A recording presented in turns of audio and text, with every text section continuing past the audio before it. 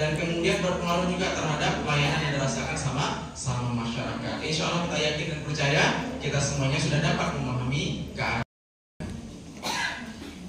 Terkait dengan netralitas ASN merupakan hal yang perlu dan terus dijaga serta diawasi agar event pemilu dapat berjalan secara jujur dan adil. Dan kemudian posisi ASN sebagai pelayan masyarakat dan pelaksana jalannya pemerintahan tidak lepas dari sorotan publik.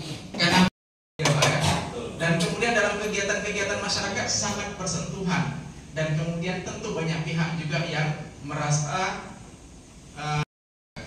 namun kadang-kadang dalam posisi sebagai ASN, apalagi yang punya jabatan Pak Lurah, kadang-kadang dilematis. Kalau Pak Lurah kan tentu insya Allah tidak lulus tuh sesuai dengan undang-undang ASN, ya kan Pak ya?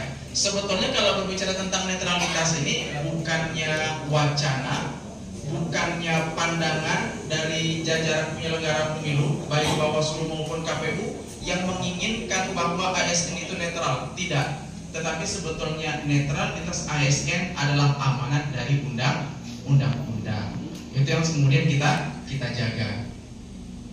Dan kemudian ASN-nya serta mendukung iklim demokrasi yang sehat dalam pemilu yang langsung, umum, bebas, mandiri, jujur dan adil. Jadi kalau kita lihat di sini Bapak Ibu, menjamin dan kemudian tentunya sangat berpengaruh terhadap situasi dan kondisi.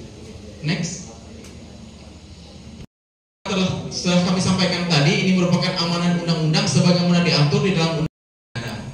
Di sini kan mengatur bahwa ASN harus bersikap netral. Dan kemudian turunannya adalah Peraturan Pemerintah Nomor 94 Tahun 2021, Undang-Undang Nomor 7 Tahun 2017. Pak Aswin ya, bahwa pelanggaran itu ada pelanggaran pidana, pelanggaran administrasi di dalam pemilu, kemudian ada pelanggaran kode etik, dan kemudian pelanggaran terhadap peraturan dan perundang-undangan lainnya. Di situ ada kewenangan Bawaslu untuk melakukan proses penindakan, ya kan Bu Komisioner, untuk melakukan proses penindakan. Tetapi Bapak Ibu, berbeda dengan penanganan pelanggaran pidana pemilu.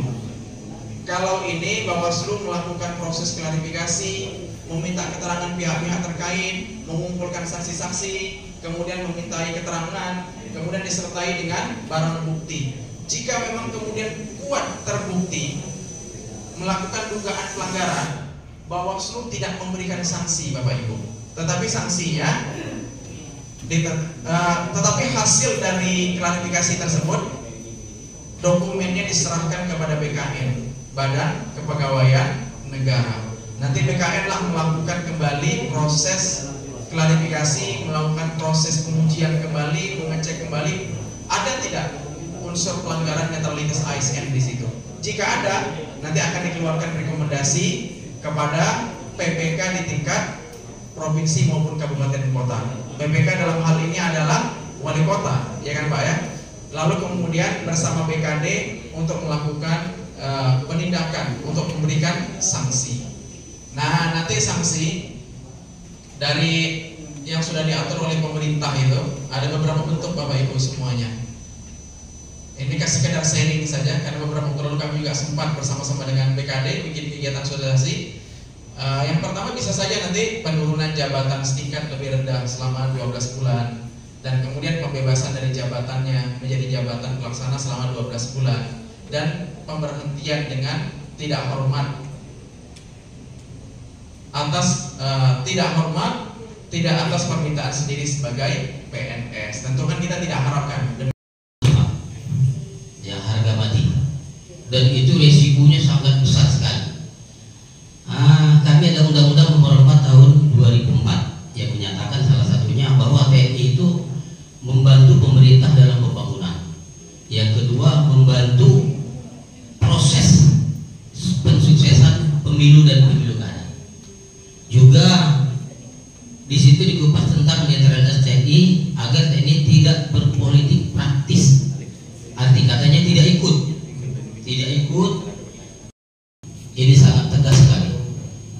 Jadi kami juga berpesan kepada Bapak dan Ibu apabila ditemukan oknum, silakan Pak dilaporkan.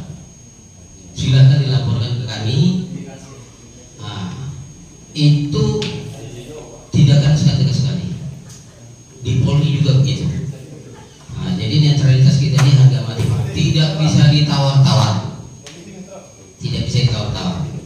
Nah, kemudian dalam pemilu ini kita terkadang berkaca Pak Zeni dengan kejadian-kejadian kemarin, termasuk dari Bawaslu, terutama juga di Kecamatan Bukit Bestari, ya kejadian-kejadian kemarin. Ya kami juga menyarankan kepada pihak KPU dan Bawaslu ini untuk dalam merekrut PPK ini harus intens sekali. Kan gitu, cuma menghindari hal yang sangat kecil ini menjadi besar karena skalanya nasional. Nah, kemudian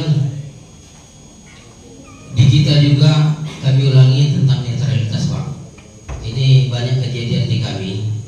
Ini seperti yang Bapak sampaikan tadi, kode-kode itu. Ada babinsa kami di Bogor. Itu pada saat kampanye, ini mengamankan semua babin Kamtibmas. Ini ricu. Babinsa itu mengisyaratkan cuma jangan terlalu ribut. Difoto, diviralkan. TNI, Polri itu juga selalu menjadi mitra dari penyelenggara pemilu, baik Bawaslu maupun KPU bersinergi dalam fungsi secara bersentuhan dengan masyarakat, membantu proses pembangunan, kemudian juga memastikan menyukseskan pelaksanaan pemilu dan pilkada. Selama ini kan bagi penyelenggara baik Bawaslu maupun KPU, terutama di saat kami diamanahkan. Kami dari Panwaslu Kecamatan Bukit Bestari, saya koordinator sekretariat, sedikit menjelaskan bahwasanya kami sedang mengadakan kegiatan yang namanya pengawasan pemilu partisipatif untuk ASN, TNI, Polri, dan masyarakat. Nah, itu kegiatan insya Allah akan dilaksanakan sebanyak 4 kali. 4 kali ini yang pertama, dan next nanti ada yang ketiga berikutnya. Untuk lokasinya? Untuk lokasinya awal sekarang ini di Aula Kelurahan Sungai Jang, dan mungkin nanti ke depan akan ada perbedaan tempat lokasi lainnya. Itu. Jadi sasaran kami adalah untuk mengedukasi baik untuk ASN, TNI, Polri terkait netralitas. Nah, nanti untuk pertemuan-pertemuan selanjutnya mungkin temanya akan berbeda lagi, akan berbeda sesuai dengan kebutuhan yang akan disampaikan oleh Panwaslu Kecamatan Bukit Bestari. Narasumber drama yang kita hadirkan? Siap, mohon izin untuk saat ini, untuk hari ini narasumber itu ada namanya Pak Hasun Nasution SPT, itu adalah mantan Ketua KPU Tanjung Pinang. Dan sekarang yang sedang berlangsung Pak Zaini, narasumber yang kedua, yaitu adalah mantan Ketua Bawaslu Kota Tanjung Pinang. Baik, harapannya agar kita semua sebagai ASN, TNI, Polri dapat sama-sama melakukan pengawasan partisipatif agar pilkada serentak tahun 2024 dapat berjalan dengan aman, lancar, dan kondusif. Baik, tadi dari sebutan perwakilan komisioner Bawaslu Kota, penekanan apa tadi Bang intinya? Oh, untuk itu tadi untuk komisioner Bawaslu Kota juga hadir pada kesempatan kali ini. Beliau menyambut sekaligus membuka acara untuk terkait penekanan itu juga agar masyarakat semua dapat sama-sama terlibat aktif dalam pengawasan partisipatif ini, sehingga kita dapat menghasilkan pemimpin yang sama-sama kita harapkan yang terbaik untuk Kota Tanjung Pinang. Berkualitas dan berintegritas ya. Siap. Baik, terima kasih Bang Dias.